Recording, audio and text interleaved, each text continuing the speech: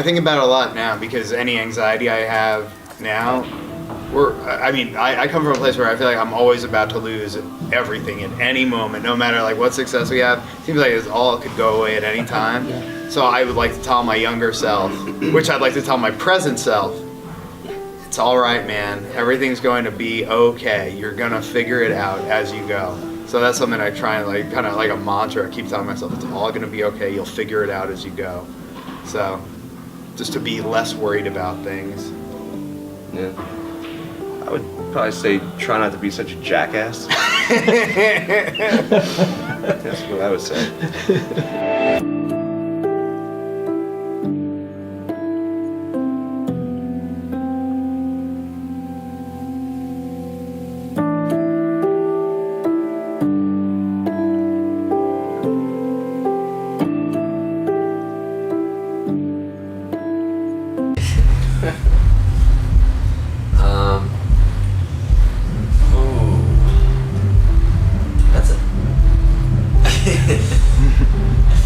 It's hard to be honest with that one. Okay. It's fucked. It's fucked up. Yeah, the entertainment industry as a whole, it's just not what you think it is. You know, when you first get into it, that's for sure. A lot of people, they look out for themselves first and not other people. It's rare that you come across someone who is genuine, that, you know, wants to help you because they believe in you and not just because they want, you know, something for themselves. It's definitely taught me to be skeptical, but it's also taught me how to work harder than I've ever thought I would work in my life. It's pushed me to, you know, overcome obstacles that, you know, a lot of people give up, that I think will help me later in life for whatever it is that I choose to do, beyond playing, you know, music and touring. And it's just, you know, it requires you to become as knowledgeable as you can on as many subjects within the industry as you can, so that you know what can, you know, truly be best for you.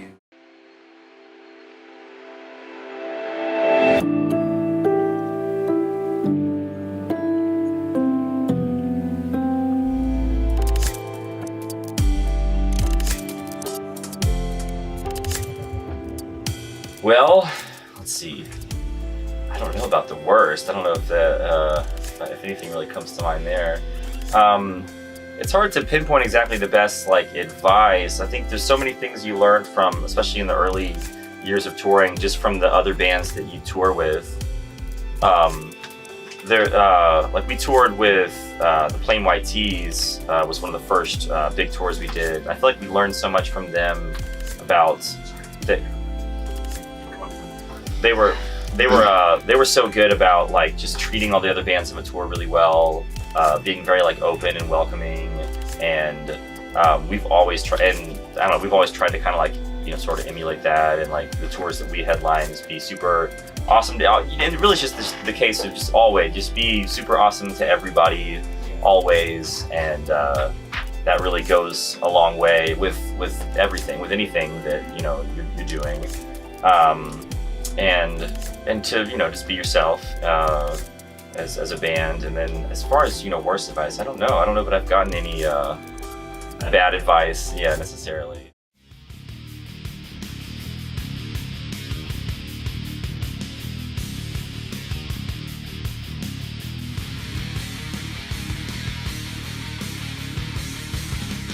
You get the job done. That's the best advice I could ever give anyone, because I'm not sure how other bands have done it, but you're gonna go at each other's throats all the time. But as long as you have the same goal in your heart, it's gonna work out. I know that there's hugely successful bands out there that don't even talk to each other. They tour on different tour buses. And let me tell you, me and Robert used to be and we still are kind of polar opposites for each other, but at each other's throats every day. Every single day when I first got in the band for years. And now we've never been closer because we just understand each other. And it's like, you know what, I get where you're coming from. And we ultimately have the same goal in mind. Let's go up there and kill it. You know, there's just, people don't see, understand that everybody has a personal life. Everybody has stuff that's going on. And you don't know what's going on with them. So it's like, you can't walk around with sort of this chip on your shoulder. And maybe somebody's in a bad mood and you take it personally and then you start attacking each other and it just blows up. It's more like, you know, hey, why don't you just care about that person, you know? It's not that hard. You're like, hey man, you okay today? Like, Communication what's going on? is a universal solvent. Mm-hmm. Well, I definitely used to do that a lot.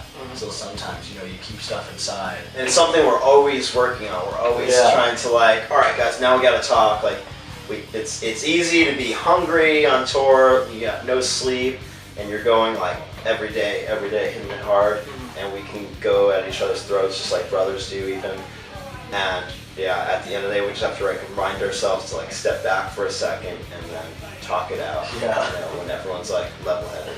I remember I had a horrible night one night with personal stuff going on in my life. And I'll keep so much stuff bottled inside from throughout the whole tour that I was just waking up and remembering how shit my night was. And I'm like, ah. And I just hear Robert out in the front lounge trying to change the set list or do something. And I was like, no, for my butt. Like he mentions my name and I'm like, you know I can hear you.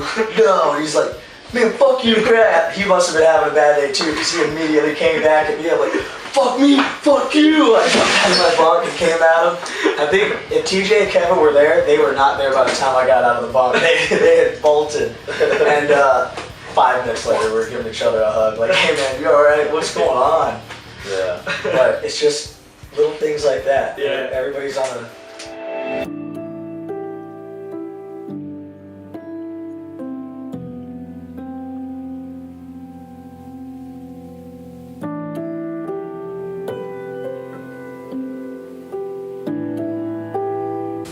Best advice that I was given was, as far as like picking people who are going to work for your band, as far as like management or agents or anything like that, is always go with the person who's the most excited and in love with your band. Not necessarily the person who has who's the biggest name or the coolest roster of artists or the most money or the most success, but the person who really gives a shit about someone your who's going to band. be passionate about you and as passionate as you are. Yeah, exactly. Because then they feel invested and will put in the amount of, you know, effort that you obviously feel that you deserve. And the worst advice that I was given was probably Curry. Correct. No, yeah. That was your worst advice. My worst advice was probably band related. Would be, yeah, this batch of songs will be good. Put that out.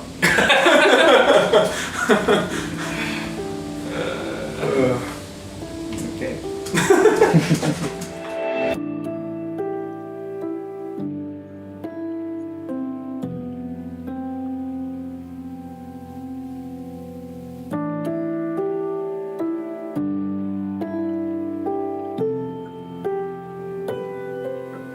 The first obstacle for us was finding the right dynamic of people, meaning it took us 6 to 8 years of different arrangements of the group, from different singers back when I was on the drum set to different bass players before Daniel finally gave in and joined the band, because we were friends and I played in bands with him separately, but he never joined our band until a few years later. And then it also took a founding member, another guitar player named Josh, leaving the band. And then it weeded down to the 3 of us. That's why we have these scars on our shoulder. We did these burn marks with the back end of a knife over a stove for every year of touring. It was like a pact that we made with each other. And at the end of all these years, it was just the 3 of us, Daniel, Mark, and myself. And so we left it at 3 burn marks, and that was the first obstacle to get over. And we're like, oh, this feels right. When we write, it flows. These ideas that are coming out feel real and genuine.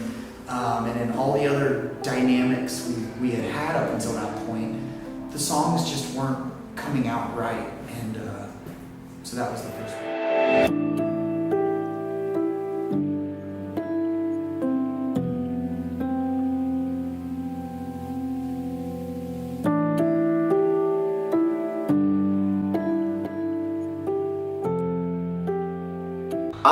I mean, it's hard. You just, it has to be internal. It has to be something that you're born with, almost that competitive nature. And I think our whole band has that. We're very competitive, and so I think that competition and that competitiveness carries over into your music, you know, and writing. And you want to just beat yourself, beat the record you just wrote. You know, you want to beat the performance that you just had on stage, and you know, you're like, we did great, but we can do better. I think that's the general motto. I think that if you put a limit on what you can do, like if you say, oh man, I want to like headline a 2,000 cap venue one day, it's like, well then now you've put a ceiling on your success, you know, like you put a ceiling on what you can achieve. I think anything's possible. I think we can always get better, and I think that, you know, who knows where this can take us. Creative people always have to keep creating, and you always have to almost reinvent yourself and what you're doing. I think it's consistency and not worrying about what anyone else is doing. I think that's the hardest part, you know, like I said earlier, it's when you see another band that just came out of nowhere, or a photographer that just, you know, started shooting and all of a sudden they've just skyrocketed to this level of success, and you're like, what the hell, like, how come I haven't gotten there? It's like, you just can't worry about it, you have to just keep plugging away.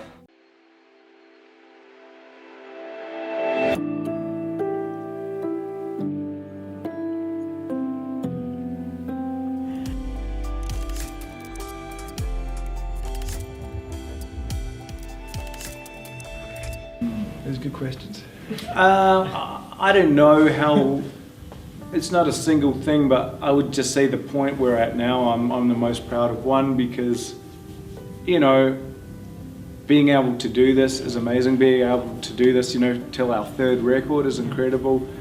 I am really proud of the album that we made, you know, of all my albums is by far my favorite. I really, you know, believe in what we were doing musically, and I think,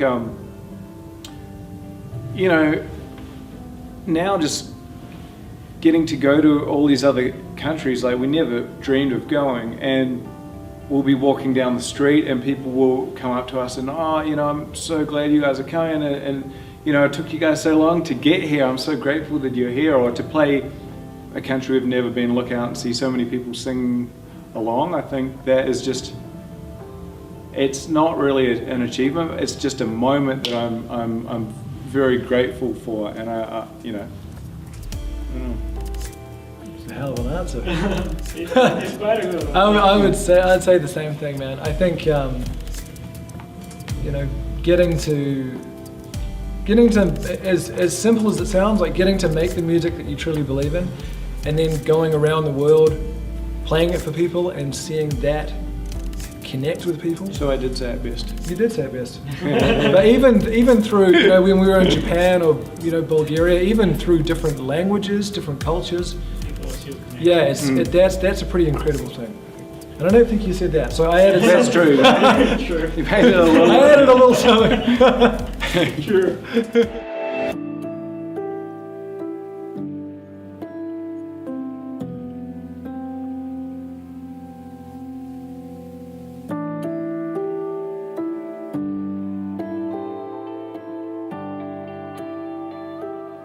I think the answer to that would just be perseverance. You know, I think that there's so many ups and downs in music. You know, one day you can be on top of the world, and the other day, you know, you feel like you're at the bottom. And I think that what it really takes is just knowing that if you're creating something that you believe in, if your craft is something that you truly stand behind, then I think that no matter what anybody says about it or thinks about it, that it'll always be worth it to you. You know, and you should really be making music for yourself and just hope that it, you know, blesses other people. Mm-hmm. So for me, you know, I think that, you know, we have to continue pursuing this thing that we love so much, no matter how much it feels like we're swimming against the current, you know? And I think that any successful band has had to go through that multiple times.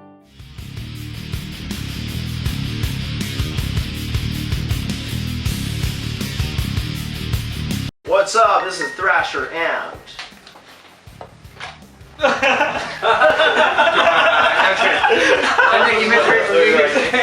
What is the best and worst advice you've been given regarding your career? Best and worst, it's probably the same one. It's like, just don't ever stop. Yeah. Don't ever stop. I mean, it's the best because like it's absolutely true.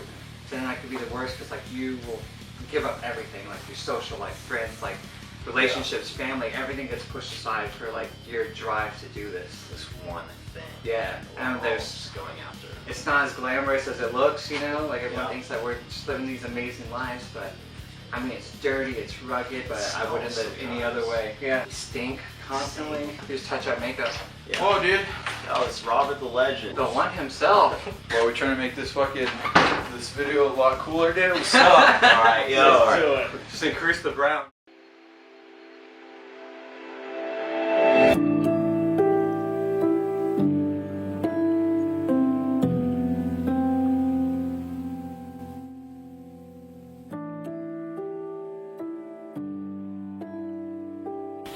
I think the biggest thing, for us was figuring each other out. Figuring because we were all friends, but we all listened to different kinds of music, and we all listen to similar music, but we all also have very different, eclectic, sections in our iPods or iPhones or whatever that have music that maybe the other guy's really not that much into, but we all pull from that and pull that together. And I think, once we figured out, that when we pull all the things that we like and put them into one thing, that's what creates Black Stone Cherry. The fact that we always treat each other as friends and family first, and then as bandmates second. Any decision we make, whether it's touring or recording or whatever, it's always based around what is best for everybody. It's not, well, we can make it work and this one guy's going to be screwed. We always try to make the decisions to where they work out the best for everybody. We're friends first and a band second.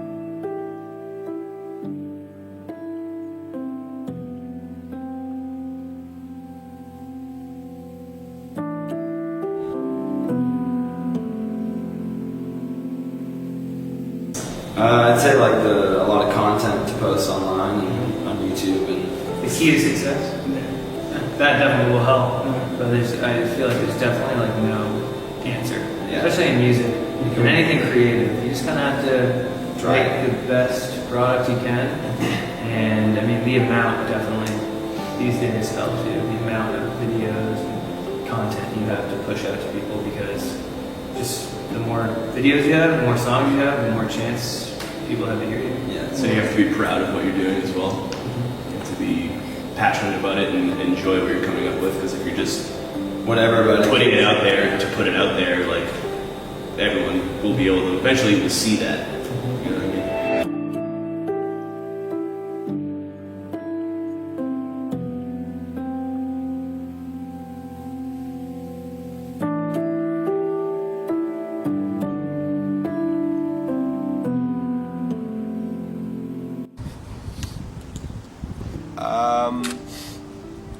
I guess the best advice I've ever gotten is to just go for it, to not really worry about what other people are doing and just do what you want to do.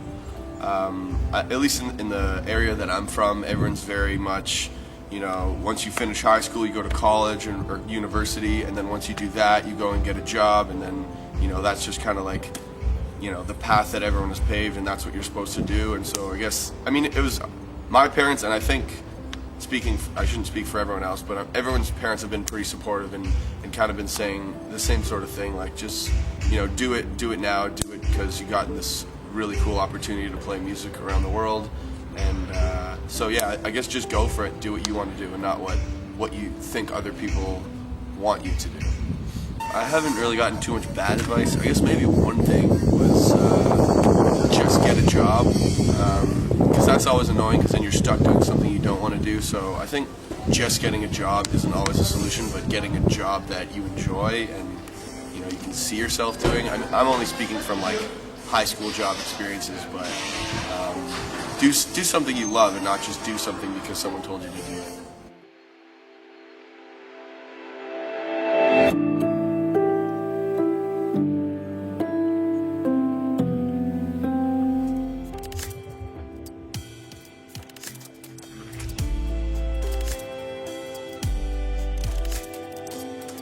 This is that. You should just always want to get better, no matter what. Like, no matter if you're the sickest like musician ever, there's always ways to push yourself, and you should just always be trying to find that. You know, if you mastered your instrument, or you know, find a new way, an original way of like taking it to the next level, or learn a different instrument, or you know, just always be willing to learn and adapt, and you know. Yeah, just always be interested in not just like one area of music, like push yourself to the absolute limit. Like, yeah, pick up another instrument, like get involved in writing different elements of music, and you know, it's like you could end up just, you know, maybe you're one of those people who would end up just writing everything for a band, like, because that's. But yeah, you should always want to get better. Like every single person in any band can always improve. For sure.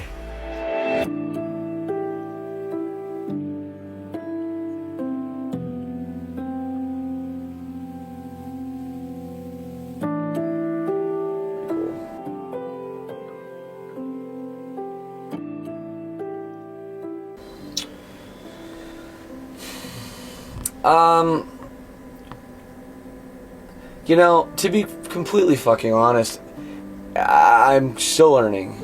Yep. And it's one of those things that the more you learn, the less you know. And it's amazing how like every day, some even simple things like, you know, in terms of like music, like contracts or the way, you know, record deals work, or like even things like that. Sometimes something will come up. It's like I've been doing this for 16 years and I still don't know all the ins and outs of everything, and I don't think I ever will. You know, and especially now with music evolving so much with the way people are listening to it and the way it's being sold, you know, that's definitely changing, and it's definitely something that you have to be on your toes, that you have to be adaptable. Okay. And you have to be open-minded, and if you don't know something, it's important to admit that you don't know it and to learn about it. I think that's one thing, because it's not simple. There's not rules like in place like some other industries. It's ever changing, and really like you can do kind of anything, and not every industry's like that.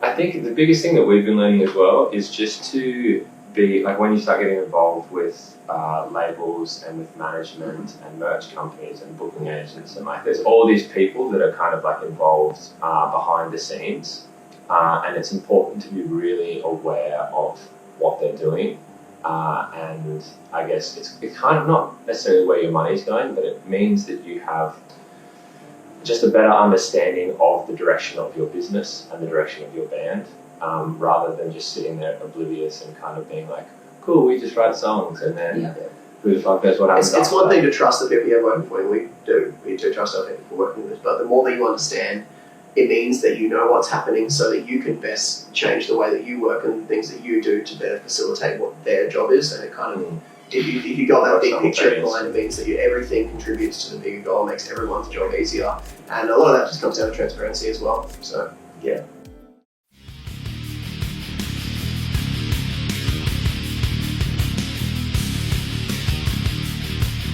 What is the best and worst advice you've been given regarding your own career? I don't know, man. Fuck. You not scared of it? Are you? No, I mean, whoa. I was Ash from New Year's Day.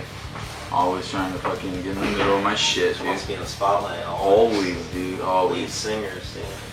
I mean, I think I've all the older bands you hear it from, like they all say the same thing, but I think Jacoby from Papa Roach, he gave me the best advice, which was, he said, dude, if you want to be a great musician, be a great businessman. And you know, it doesn't make sense when you're young, because you're just like, I don't give a fuck, you just throw money away, and you're just like, you don't care, you just want to waste it all on stupid shit. And when he said that, it just kind of, it made sense, because there's something that has to keep you fed while you chase your dream of creating art and not have to have a real fucking job, you know? Right. So Jacoby like made it to where it's like, dude, make sure all your money's in order. And you know, it's a tough thing to do when you're a business owner and an artist, and it's especially when you get one sum at a time and you're just fucking blow spend it it all. all. Like, look how much money I have. I'm just gonna spend it on dumb shit. But yeah. no, but he gave me that bit of advice, and I think doing that has helped me be a little smarter on how I approach things, and so it makes me not worry while I'm on the road. I've seen bands that make, you know, even a lot more money than I do, but they have money problems and they're worried and they're contemplating their career. Maybe they should take up another career, but I never had to do that. I've always just been the drummer, and fucking now, you know, have the liberty to just kind of be free and have fun doing this and not have to worry about my bills getting paid, you know? Awesome. But the worst bit of advice I ever given, oh my God, it came from Brian Shaw, my attorney. Really, Brian? Yeah. Wow. Can't believe you put his name in it too. Okay, well, you're gonna get sued now. Well, I will. Well, then let's bleep that out. Nah, but it just depends on how you take the advice he gave, because we were in his office signing contracts, and he opens out a bottle of vodka. He's like, you guys are fucking rock stars, man. The crazier you get, the more headlines you're gonna make, the bigger you're gonna be here. I was like, okay. And I'm like 19 and shit, you know, just like taking that shit. And then, yeah, you know, drug problems later with different, you know, people in my life and everything. And yeah, in hindsight, I probably should just stay focused and work on the craft, you know? Yeah.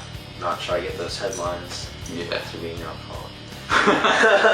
Although they did work, he was right, but in the big picture, fuck. Yeah.